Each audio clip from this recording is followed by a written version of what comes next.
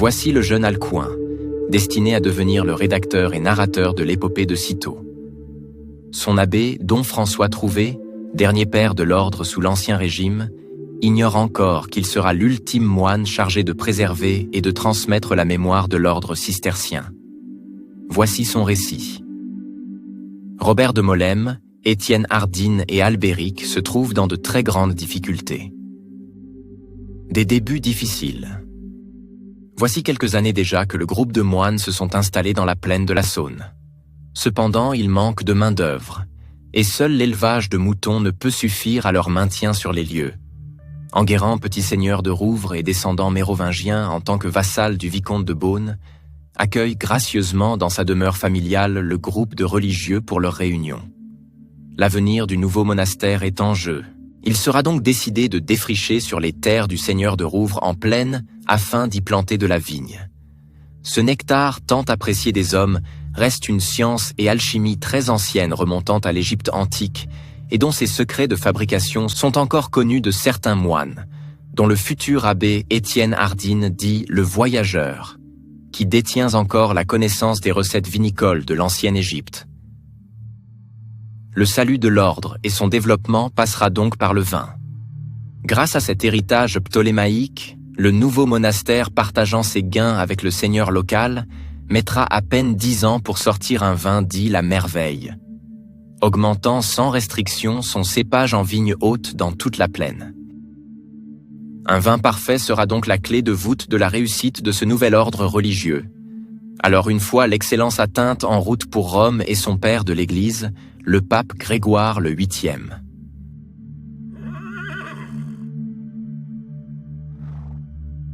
Gregorius Octavius est un épicurien adorant le vin tout comme son camerlingo, Don Ignacio di Verona. Madre mia, io buffa una bicchiera di vino, sono una bella gustata per Dios.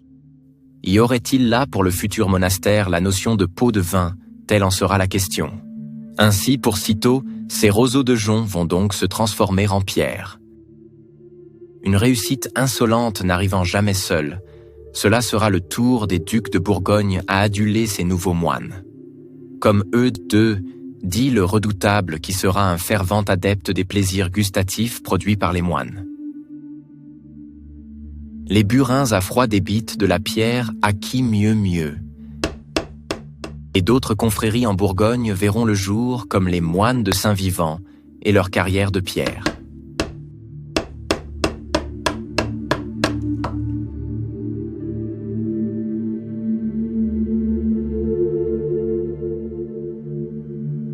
Un premier cloître encore en bois, dit antique, sera érigé en même temps que le cellier du clos de Vougeot. L'extension est en marche.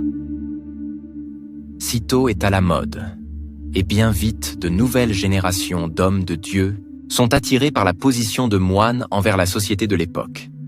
Certains juste pour une survie alimentaire, mais bien d'autres par ambition, comme cela sera le cas d'un certain Bernard, se faisant remettre quasiment les clés de l'ordre, en impliquant toute sa famille.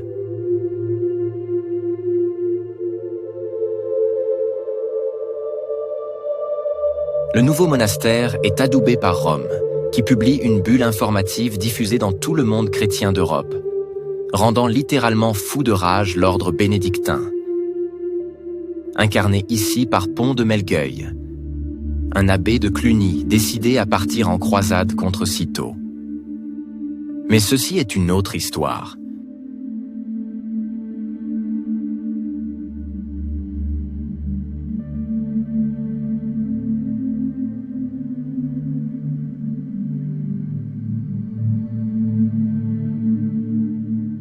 Prochainement, le frère Alcuin vous fera découvrir la fulgurante ascension de Bernard de Fontaine, par la suite connu comme Bernard de Clairvaux, à l'origine d'un monde nouveau, celui des croisades.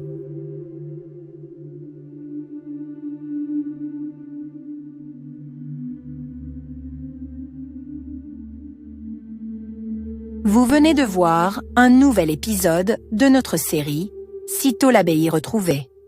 Images en basse définition extraites de notre grand film cinéma de 96 minutes. Abonnez-vous à notre chaîne pour rester informé de nos productions à venir. À très bientôt pour d'autres aventures en images.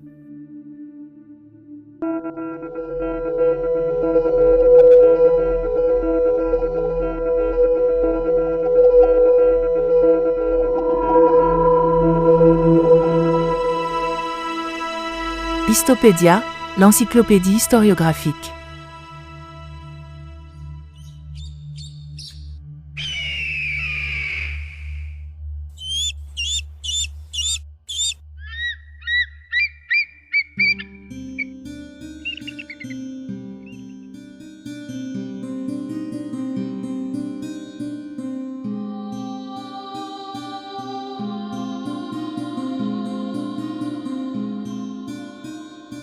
The Time Machine.